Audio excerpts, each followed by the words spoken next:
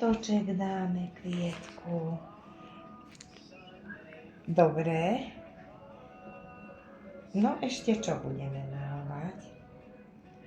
Čo ešte? Sarka teraz sem dá oranžový kvietok. No. Namočíš do vody, do farby. Vidím. Šup. Dobre. Teraz ty slniečko namaluj. Na výkres. Na ručičku chceš? Hej.